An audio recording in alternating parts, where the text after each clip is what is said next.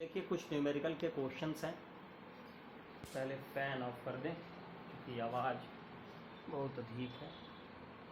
हाँ, अब देखिए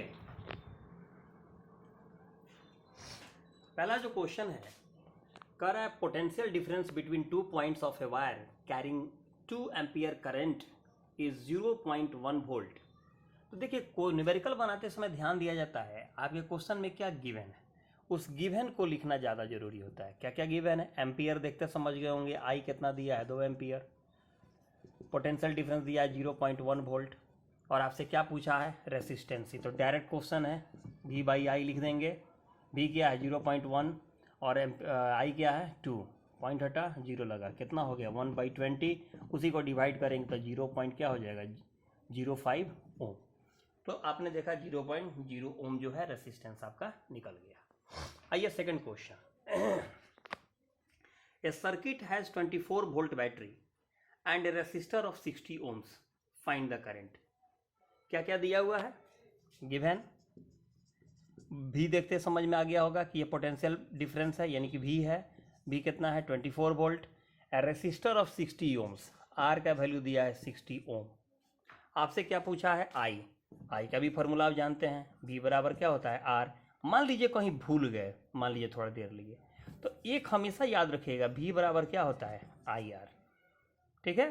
तो V यहाँ कितना दिया है 24, I आपको निकालना है, R यहाँ 60, इसी से सोच लीजिए I आपको निकालना है तो 24 बाई क्या हो जाएगा 60, कट जाएगा 12 से 2 बार में, 12 से 5 बार में, यानी कि 0 पॉइंट क्या हो जाएगा 4 एम्पियर, ठीक है। तो 0.4 एम्पियर जो हो गया वो क्या हो गया आपका करंट। यानी कि अगर 24 वोल्ट बैटरी हो है, यानी पोटेंशियल डिफरेंस 2 टर्मिनल का 24 वोल्ट का बैटरी का है, और रेसिस्टेंस जो है अगर किसी वायर का मान लीजिए 60 ओम है, तो इसका मतलब है उस दौरान 0.4 एम्पियर करंट पास कर रहा होगा।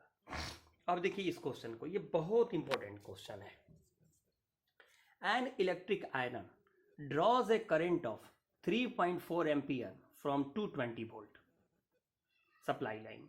यानी कि मान लीजिए जब आपके घर में 220 वोल्ट सप्लाई लाइन हो, उस समय आपका जो आयरन है वो 3.4 एम्पियर जो है वो क्या है करंट ड्रॉ कर रहा है। वेरी गुड, इस बात को पहले लिख लेते हैं। हाँ ठीक है, पहले पढ़ लेते हैं। What current will this iron draw when connected to 110 volt supply line. यानी देखिए कह क्या रहा है, फर्स्ट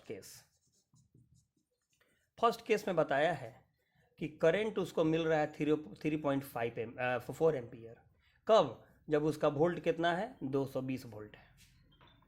तो कह रहा है क्वेश्चन कि अगर ये वोल्टेज जो होता 110 वोल्ट रहता तो उस समय यह कितना करंट क्या करता कैरी करता है, ठीक है।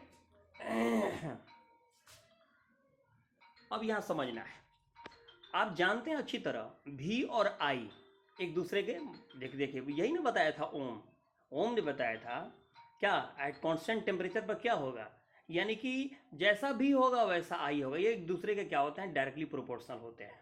तो इसका मतलब है इस क्वेश्चन में देखिए V चेंज हुआ है, यहाँ 220 था अब 110 हो गया, V चेंज हुआ है, तो जब V चेंज हुआ तो I भी चेंज होगा, ये तो पक्का हो गया, क्लियर बात है। यही इस क्वेश्चन का जान है, बात को समझना है। जब 220 वोल्ट था उस समय करंट 3.4 एम्पियर आ रहा था, और देखिए 110 वोल्ट मिल रहा है, तो ठीक उसका मन कम हो गया, तो ऑटोमेटिक ये भी कम होगा। लेकिन सोचिए इस क्वेश्चन में कैसे बना लेंगे तो याद रखिएगा जो आयरन आप यूज कर रहे हैं उस आयरन का रेसिस्टेंस फिक्स होगा, वो कभी चेंज नहीं होगा। तो फर्स्ट कंडीशन में रेसिस्टेंस निकाल लेंगे, क्या हो जाएगा V बाई आई। V है 220, I है 3.4, पॉइंट हटे ये 0 लगाइए, 2 से कट जाएगा 17 बार में, 2 से कट जाएगा 1100 बार में, ऐसा ही लिख देंगे इसको 1100/17 क्या एम्पियर मान ओम, इसको ऐसा ही लिख देते हैं। मान लीजिए फिर आगे तो ये यूज होना ही है, क्योंकि रेसिस्टेंस उसका कभी भी चेंज नहीं होगा, जो माने वो फिक्स आएगा। कंपनी ने उसको फिक्स रेसिस्टेंस दिया है, क्योंकि आप जानते हैं कि V और I चेंजेबल चीज़ होता है, डायरेक्टली प्रोपोर्शनल होता है, वो तो चेंज होना ही होना है। अब यहाँ आइए, अब कह रहा है I क्या होगा, तो भले 110 वोल्ट पर अब वो आ गया, लेकिन 110 वोल्ट कनेक्शन में अगर हम जोड़ेंगे तो ये करंट में उसको कम मिलेगा, लेकिन उसका जो रेसिस्टेंस होगा वो तो फिक्स है। तो इसका रेसिस्टेंस है कितना, अभी आप निकाले हैं 1100/17, अब आई पूछ रहा है, आई बराबर क्या होता है बताइए, वी बाई आर होता है।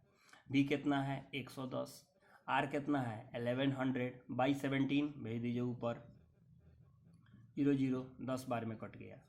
तो आप जानते हैं 17 बाई 10 कितना होता है 1.7 क्या एम्पियर। ठीक है, अब आइए, ऐसे भी हम लोग जो है पढ़े थे मैं कि भी डायरेक्टली प्रोपोर्शनल होता है आई के, ठीक ना, या हम लोग पढ़े थे आई बराबर क्या पढ़े थे वी बाई आर। तो आई बराबर वी बाई आर यानी कि भी से वो क्या होता है वो डायरेक्टली प्रोपोर्शनल होता है।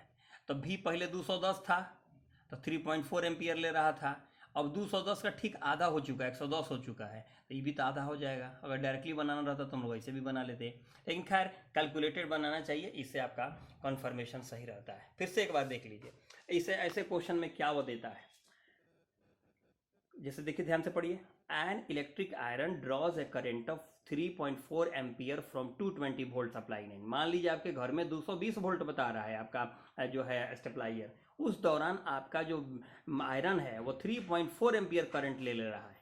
लेकिन मान लीजिए अगर 220 वोल्ट के जगह पर 110 वोल्ट ही अगर उस मैंने घर में आ रहा होता तो उस दौरान कितना जो है आपका मैंने करंट वो ड्रॉ कर पाता। ठीक है, तो यहाँ भी चेंज हुआ है, तो भी चेंज हुआ तो डायरेक्टली श्योर है कि आपका आई भी चेंज हो जाएगा। लेकिन इस क्वेश्चन में सोचिए क्या चेंज नहीं होगा, तो वह नहीं चेंज होगा उस आयरन का रेसिस्टेंस, वो कभी चेंज हो ही नहीं सकता है, वो फिक्स होकर के कंपनी से आया है। तो पहले जो इंफॉर्मेशन दिया गया है आई और भी, उससे हम आर निकाल लिए। अब तो आयरन वही है, उसी को कम फिर वोल्टेज मिल रहा है, दैट मीन्स कि आर उसका मिल ही गया। भी अब नया कंडीशन में सेकंड केस में बता ही रहा है, बस यहाँ बनाते समय लिख देंगे सेकंड केस ऐसा करके लिख दीजिएगा। तो भी मिल गया, आर मिल गया, वाई निकाल लीजिएगा। ओके, तो आपने ये भी देख लिया रेसिस्टेंस से जुड़ा हुआ जो है आपका यही न्यूमेरिकल होता है। Okay, bye.